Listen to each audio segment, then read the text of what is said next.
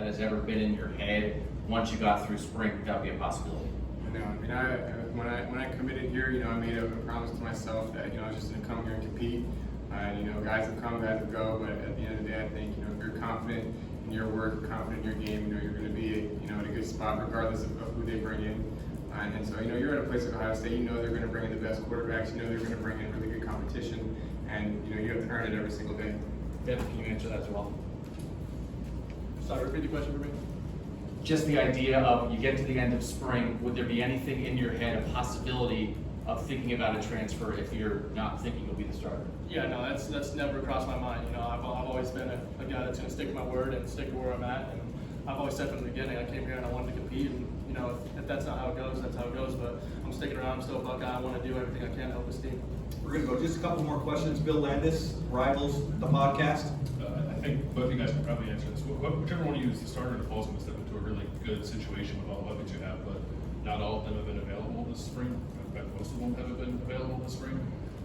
How has that been kind of working through that? I mean, you go through some struggles. In the back of your mind, do you tell yourself, like, I'm still learning from this, and then we can look in the fall, who's around me looking very different? Yeah, I mean, like Kyle said, the spring is just time to learn and grow. We're still trying to figure out what kind of team we have right now. I mean, there's a lot of new freshmen that are stepping in. I've never played college football before, and they're going to learn the offense just as much as we do at this time, just because everything's so new. We're just trying to keep adding things, see what works, see what doesn't. And every year it's a different team. It's never the same team every year, no matter who comes in. But I mean, injuries is the name of the game. I mean, it always happens. But either way, we get to work with guys that are still growing and figure out what works. Over here to the right, Spencer Holbrook, Letterman Row. Kyle, you had 2 years with Coach Wilson and now one with Coach Harline in the spring. What's that been like for you to go through an offense coordinator transition and just now that you're on the other side, how do you think that went with Coach Harline for 50 practices? Yeah, I think Coach Hart stepped into that role seamlessly. I think, he sees the game from a really good perspective. And I think, as a testament to his time playing and now being a coach, he sees all 11 guys. Sometimes with a receivers coach, you would think, he only knows the passing. He doesn't know the run game, doesn't know the protections, but he understands all that fully. And I think, he stepped up to the role and hit it out of the park. And we put in some new stuff that worked really well that we'll use going into the fall. But I mean, in terms of just from like a quarterback perspective, I mean, it's been kind of consistent with Coach Dennis and Coach Day. So having that consistency, has kind of helped me through that transition. But, honestly, it wasn't crazy transition or anything like that. And final question, Nathan Baird, cleveland.com.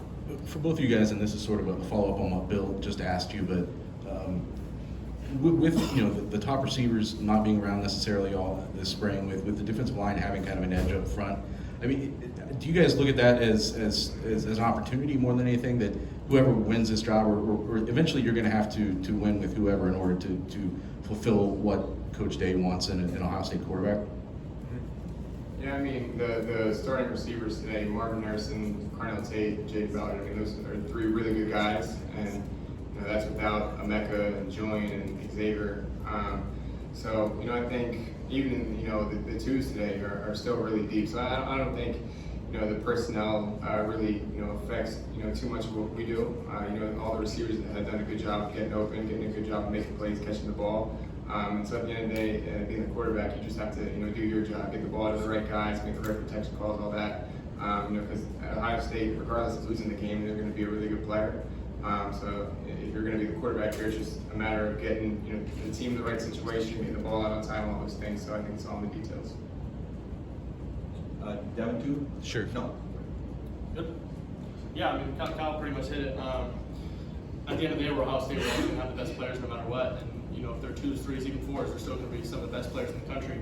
And at practice, we try to make practice as hard as possible so that Saturdays are easier.